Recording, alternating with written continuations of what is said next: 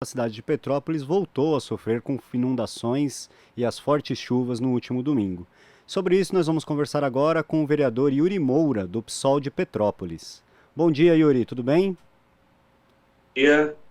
Estamos seguindo com essa tragédia em cima da tragédia que nós estamos vivendo. É mesmo, Yuri, uma coisa muito lamentável. Eu queria que você comentasse um pouco para nós qual é a situação hoje na cidade. A situação é de muita indignação. A população realmente está cansada pelo fato de um pouco mais de um mês da tragédia do dia 15 de fevereiro, que foi a maior tragédia de nossa história, nós sofrermos de novo com tudo isso. E principalmente por conta de uma sensação, uma percepção, uma constatação de toda a sociedade que muito pouco foi feito nesse último mês. Pouco foi feito em contenção, pouco foi feito em drenagem, pouco foi feito em inclusão de pedras, pouco foi feito em limpeza e desobstrução das vias, dos canais, das galerias. Então, para além da comoção que nós tivemos a partir do dia 15, hoje a população já se indigna com a resposta muito lenta do poder público. E aí, na condição de vereador, presidente da Comissão Especial de Assistência Social e Moradia, eu digo que aviso não faltou, né, dos moradores, fiscalização da própria Câmara de Vereadores, atuação do Ministério Público, Defensoria Pública. Todos nós sabíamos que se viesse mais uma chuva forte como veio no dia de anteontem, a gente estaria passando por isso de novo, né? Então, é um misto de tristeza, com revolta e cobrança por políticas públicas efetivas para que não aconteça de novo. Sem contar também a apreensão de todos nós por termos ainda previsão de chuva, possibilidade de chuva nos próximos dias. Yuri, os locais que sofreram com as chuvas agora são os mesmos que sofreram na primeira vez? São locais que estavam previstos para intervenção? Onde que aconteceram agora os problemas na cidade? Nós tivemos uma mistura. Locais que já tinham sido atingidos foram atingidos novamente. Duas pessoas morreram no Morro da Oficina, por exemplo, foram lá tirar as suas coisas, que ainda estavam desde a tragédia do dia 15. A chuva veio, eles decidiram esperar, infelizmente morreram, foi um casal. Mas, ao mesmo tempo que esses locais que foram atingidos no dia 15 sofreram de novo, nós tivemos novos pontos da cidade. Mas são pontos que, tradicionalmente, chuva após chuva, verão após verão, já são considerados críticos, como é o caso lá do São Sebastião, algumas localidades do bairro Quitandinha, que é um bairro muito grande, muito populoso, tem muitas subdivisões, muitas casas em risco. Então, não teve nenhum lugar que seja uma novidade, né? Inclusive, como eu disse no início da entrevista, a gente já previa essa tragédia em cima da tragédia, pois muitos pontos que foram atingidos de forma mais moderada no dia 15 ficaram expostos, ficaram lá como local de risco remanescente, ficaram lá com as suas cicatrizes no relevo, cicatrizes geológicas muito expostas, e a gente já avisava, se não fosse feito nenhum tipo de mobilização, nenhum tipo de intervenção do poder público nesses locais, a gente viveria tudo de novo. Eu lembro ainda que na 24 de maio, na Rua Nova, 24 de maio é o bairro, Rua Nova é uma subdivisão ali da 24 de maio, onde a gente tem uma pedra gigantesca que pode rolar a qualquer momento. Foi anunciado que seria feita uma contenção, os moradores foram retirados, eu ajudei na evacuação, inclusive. Depois desse um mês, os moradores, alguns voltaram, mas não foi feito o projeto sequer, né? Foi colocado um sistema de monitoramento da pedra, que no dia de anteontem acusou, inclusive, que a pedra tinha descido um pouco, ou seja, aumentado o risco, e a cicatriz que tinha de desmoronamento em torno da pedra, hoje ela é maior, porque com a chuva de domingo, ampliou ali esse risco dessa pedra diminuir. Então, é o que eu disse, né? Locais que foram atingidos no dia 15, locais que a gente já sabia que eram de risco, mesmo não tendo sido atingidos no dia 15, e muita inoperância do Poder Executivo. Yuri, a gente tem informações de que pelo menos 574 pessoas ficaram desabrigadas agora, né? E fora todas as pessoas que já estavam desabrigadas e que ainda não conseguiram encontrar locais para ficar, né? Como que está o acolhimento dessas pessoas? Elas estão precisando de ajuda? Já tem canais para enviar ajuda para essas pessoas?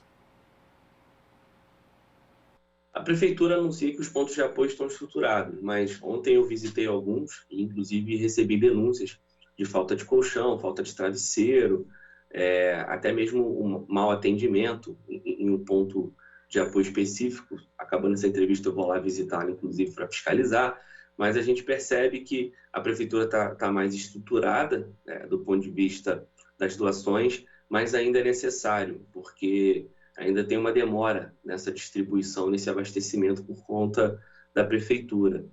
Então, para quem quiser doar, eu sempre indico algumas instituições que têm um trabalho muito sério e que são parceiras da nossa comissão especial na Câmara, como é o caso do Centro de Defesa dos Direitos Humanos aqui de Petrópolis, o CDDH, está lá disponível no Instagram, no Facebook, a Casa da Cidadania, e qualquer contato direto também com o nosso mandato, a gente pode ajudar a orientar a lista de pontos de apoio para que essa doação seja feita direta.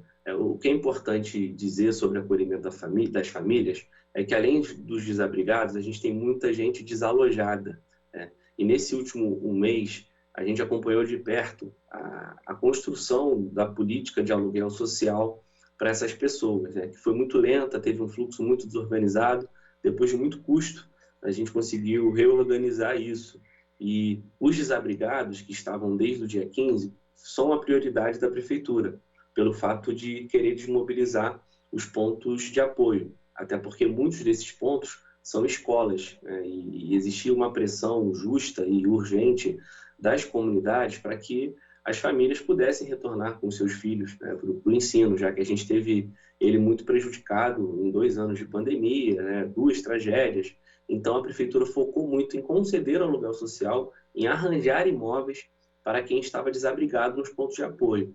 As famílias desalojadas, que agora, além dos desabrigados crescerem, os desalojados também crescem, porque muita gente saiu no dia de ontem e anteontem para ir para casa de familiares, a gente vê que essas pessoas estão tendo mais dificuldade de ter acesso a um novo imóvel seguro. E eu tenho muita preocupação com isso, porque são justamente essas pessoas que não estão conseguindo imóveis que acabam retornando para a área de risco. A gente tem acolhido dezenas de famílias.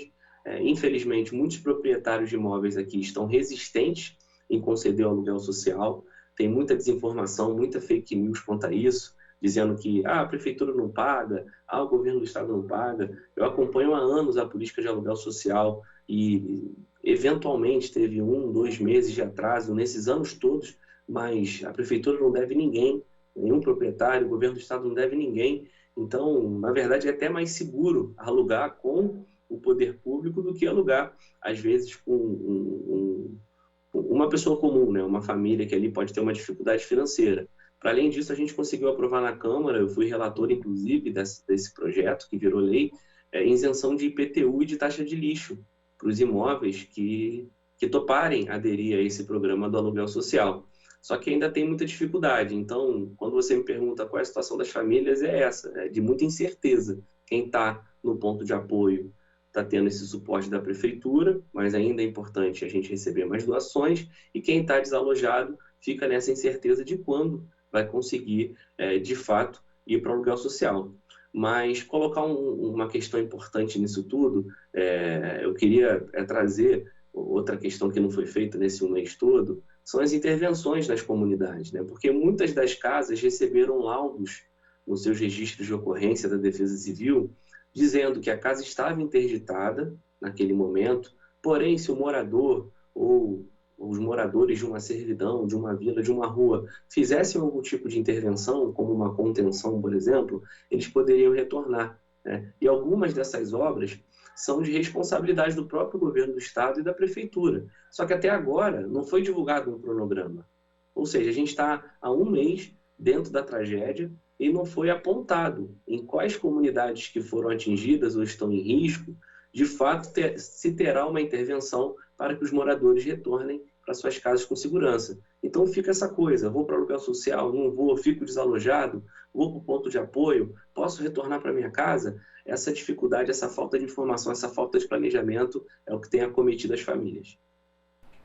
Realmente fica uma situação muito complicada, né, Yuri? Porque se bastaria uma intervenção para resolver, essas pessoas acabam ficando desalojadas e ficam nessa incerteza. A gente espera aí que o poder público, né, de Petrópolis consiga dar respostas a isso o mais rápido possível e a gente torce para que as chuvas também amenizem, né? Quero agradecer a sua participação de hoje aqui no Jornal Brasil Atual. Muita força para vocês aí, Yuri.